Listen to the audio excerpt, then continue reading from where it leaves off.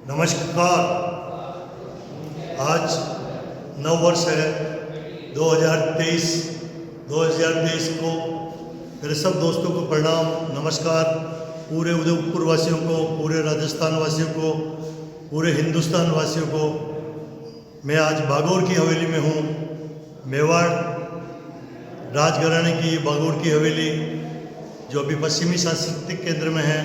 और आप देखिए ये ढाल, ये तलवार, ये बर्छा, यानी कि मेवाड़ का नाम, मेवाड़ियों का नाम हमेशा मर्दों की गिनती में आता है।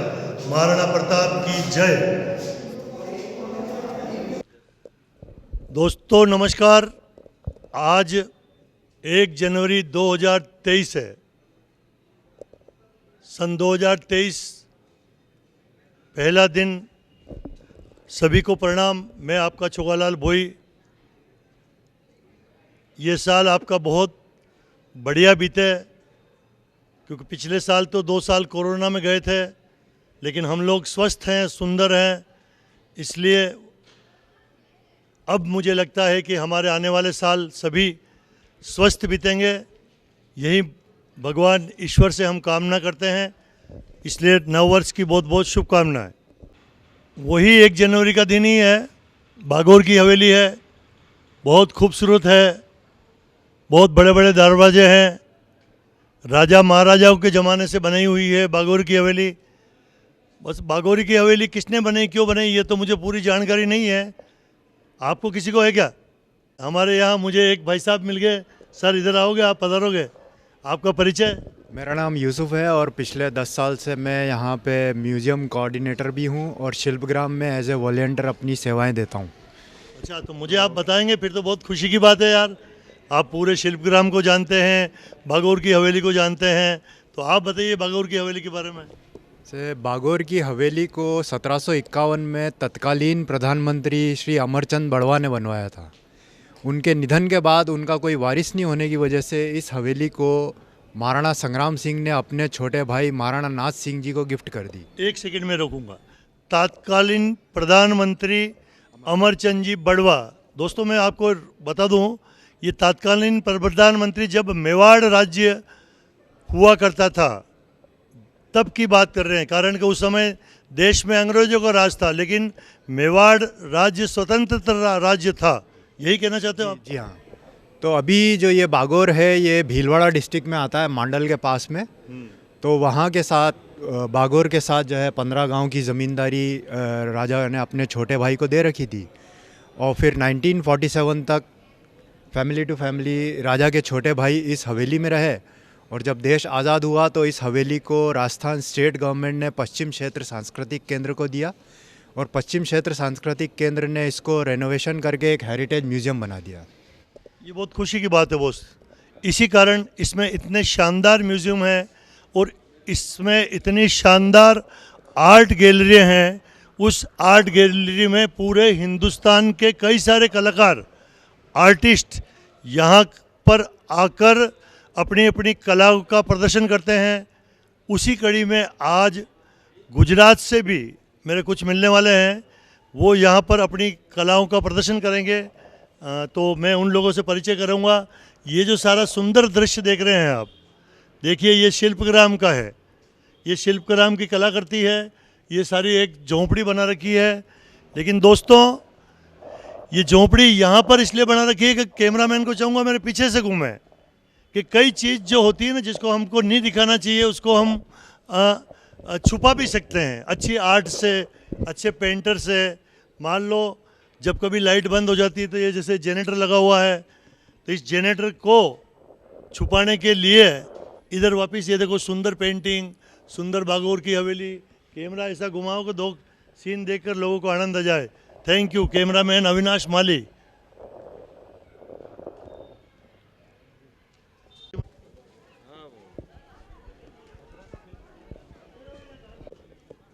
दोस्तों नमस्कार।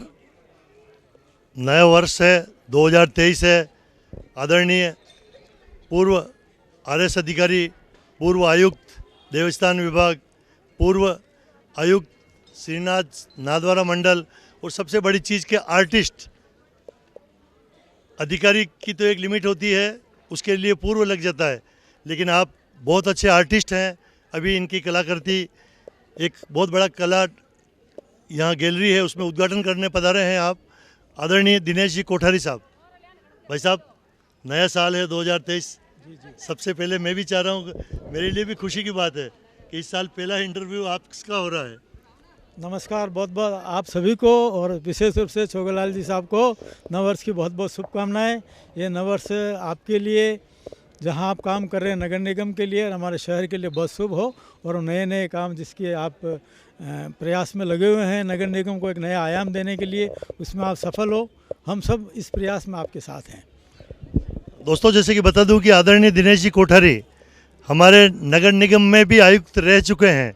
आज से 10 साल पहले जब रजनी जी डांगी महापौर थी, तब 10,000 हाँ 2011 और 12।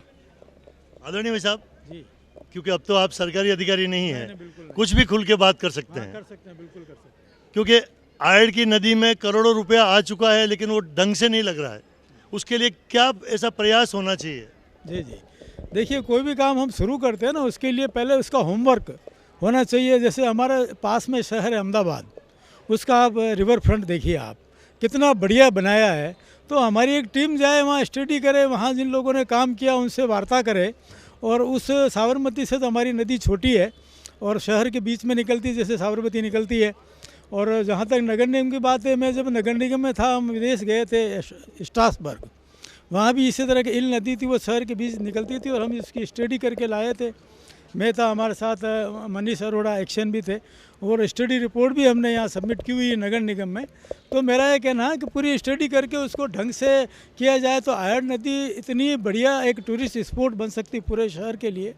और पूरे शहर की जो भीड़ फतेह सागर पे इकट्ठी होती है या पिछोला पे इकट्ठी होती है, वो भी डाइवर्ट हो सकती है। और हर एक आदमी को अपने घर के बाहर, अपने मोहल्ले के बिल्कुल बाहर एक पिकनिक स्पॉट मिल जाएगा।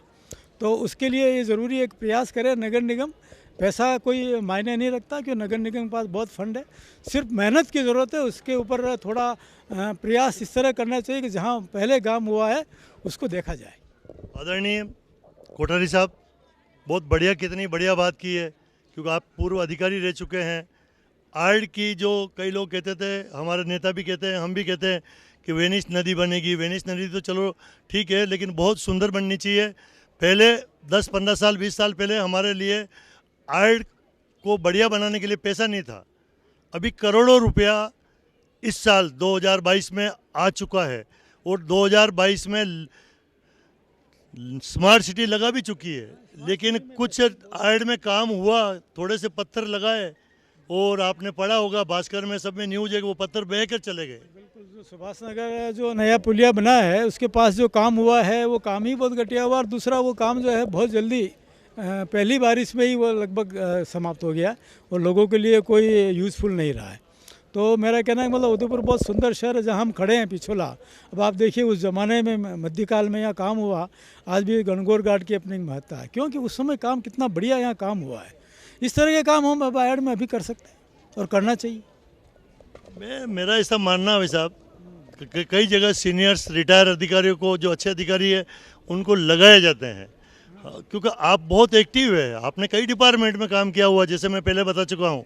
चाहे नादवारा मंदिर मंडल के आप आयुक्त रह चुके हैं, हमारे यहाँ सांस्कृतिक केंद्र में रह चुके हैं, नगर निगम में रह चुके हैं, देवस्थान विभाग के आयुक्त रह चुके हैं।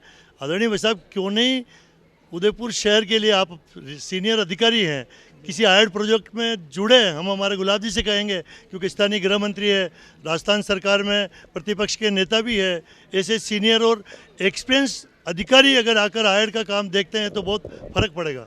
नहीं, बिल्कुल, हम तो ऑनरेरी बिना किसी मानदेय के इस काम को करने को तैयार हैं शहर के लिए।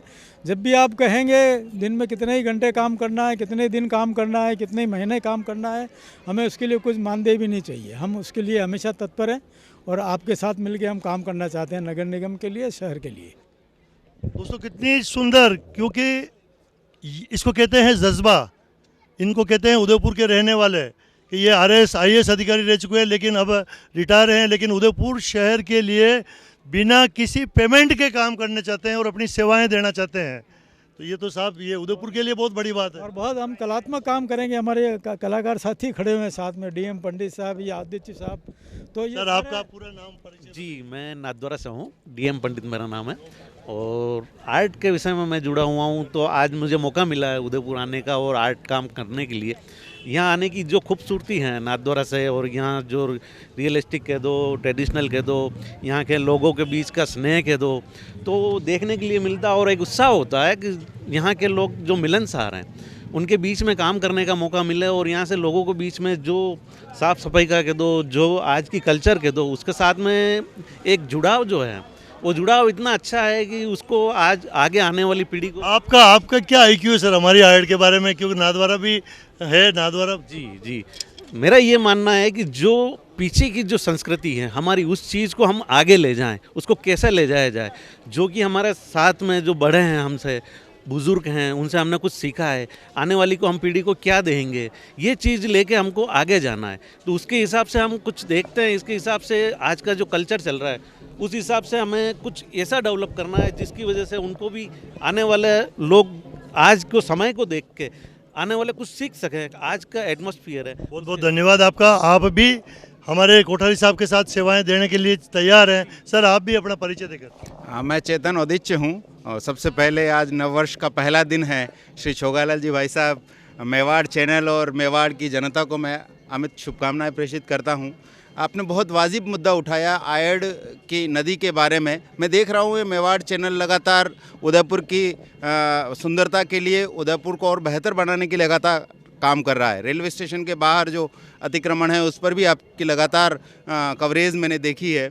और जो आपने बात की है आयड नदी के बारे में, तो मेरा ऐसा सोचना है कि जब हम इस किंवदंती को जी रहे हैं कि उदयपुर पूर्व का वेनिस है, ये वेनिस तभी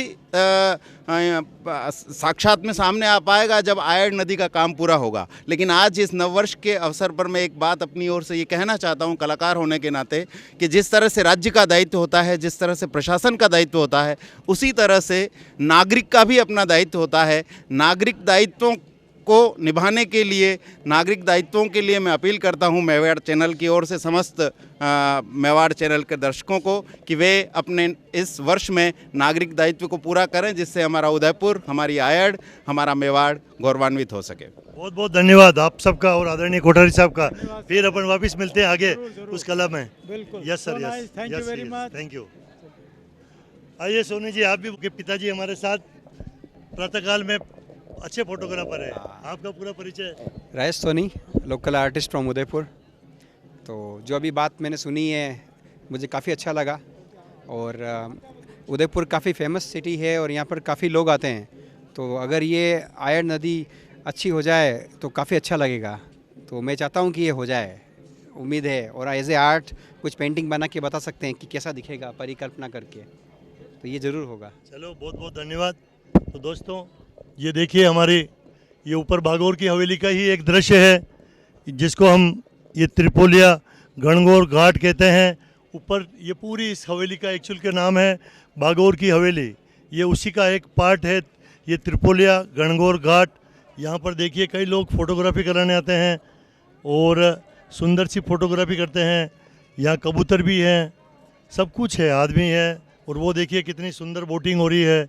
तो यानी कि हमारा उदयपुर शहर एक सुंदर, जिसको लेक सिटी कहा जाता है, लेक सिटी। लेक सिटी का मतलब इसको ये होता है कि हमारे यहाँ बहुत बड़ा पिछोला है, बहुत बड़ा फतेह सागर का तालाब है, बहुत बड़ा बड़ी का तालाब है, बहुत बड़ा गोवर्धन सागर का तालाब है, और बहुत बड़ा स्वरूप सागर है। और फिर थोड़ा सा 40-50 किलोमीटर चला जाओ तो वर्ल्ड की सबसे बड़ी फेमस झील जयसमंद झील है, जो एशिया में नंबर 1 आती है हमारी वो झील। उस झील को नाम है जयसमंद। और जयसमंद के बाद में हमारे उदयपुर के पास में ही महाराणा उदय सिंह जी का बसाया हुआ एक बहुत बड़ा तालाब है, उदय सागर। तो यानी कि उदय सागर भी यहीं का है। और ठीक यहाँ से 50-60 किलोमीटर उधर चले जाओ तो एक बहुत बड़ी झील है राजसमंद।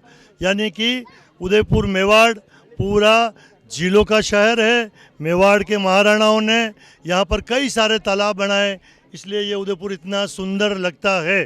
धन्यवाद।